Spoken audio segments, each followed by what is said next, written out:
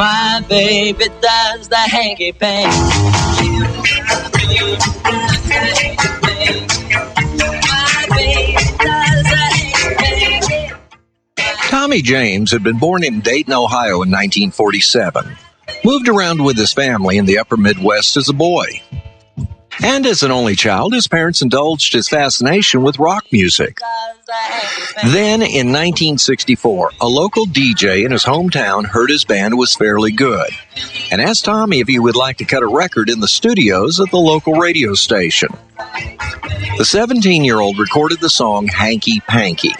45s were pressed, and the kids that had seen Tommy James in local concerts bought a few thousand copies, and then nothing.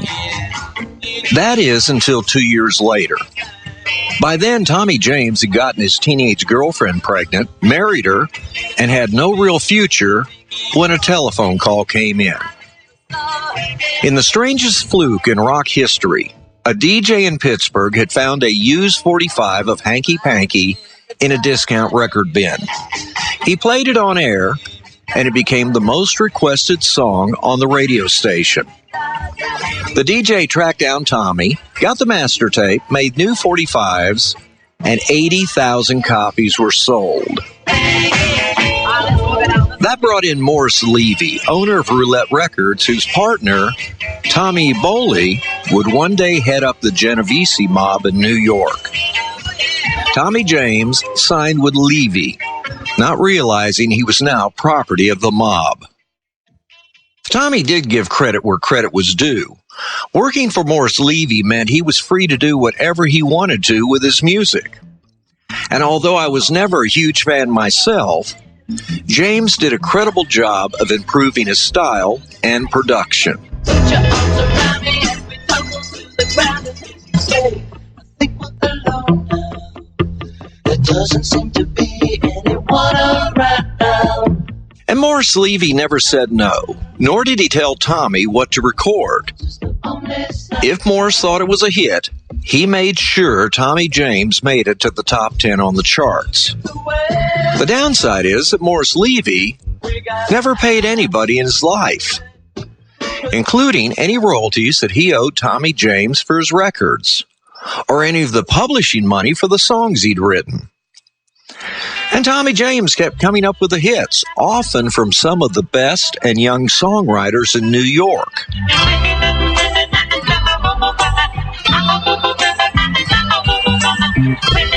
Now, Levy demanded that any song Tommy recorded had to be owned by his publishing house, which meant those songwriters never saw a penny of their royalties either.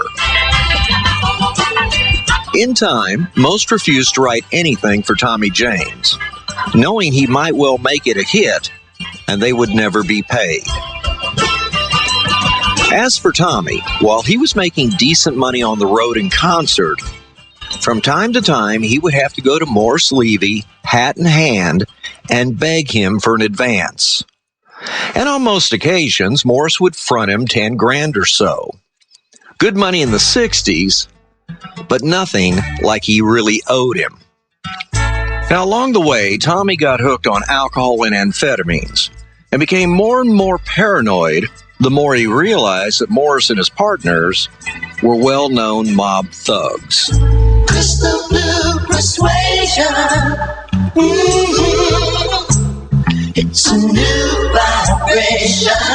He started buying guns and ammo.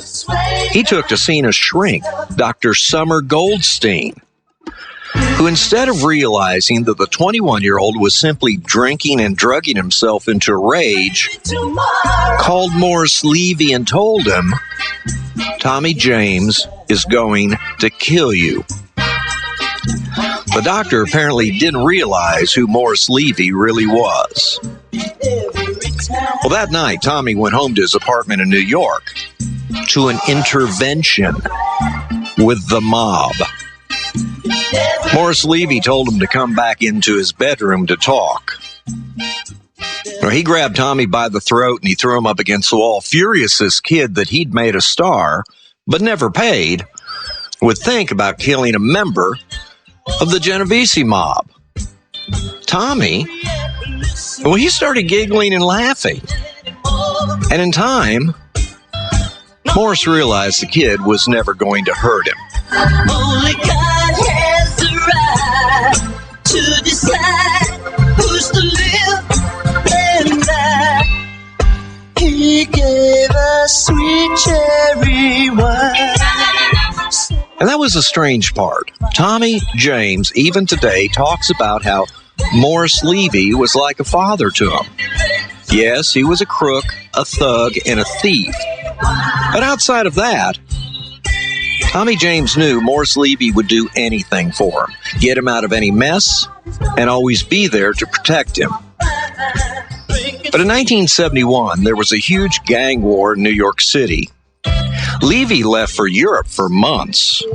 Attorneys told James he might become a victim of the mob violence. So he was forced to hide out in Nashville. Well, the war cooled down, Levy came home, and James met him at his office. Tommy Eboli was there, and he told James what a great kid and talent he was. A few weeks later, Eboli was shot 6 times in the head and back, one more victim of the war. At that point, Tommy James walked away. He just couldn't take it anymore. In 1986, he went to the Betty Ford Center and got himself straight. About the same time, Morris Levy was arrested and convicted of many, many crimes. Forced to sell the record label and the publishing house, now for the first time in his life, sober, I should remind you, Tommy James started getting royalty checks. And as Billy Idol and Tiffany recorded his songs, he started to get royalties from the publishing too.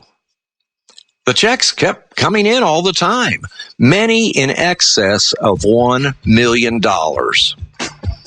It had only taken 15 years after he walked away from Morris Levy, the Mob, and Roulette Records for him to finally be paid. It was estimated that Morris Levy cheated Tommy James out of $40 million. Yet today, Tommy James has one regret. When Levy was dying of cancer, he didn't go see him before the end to thank him for his career. I say yeah.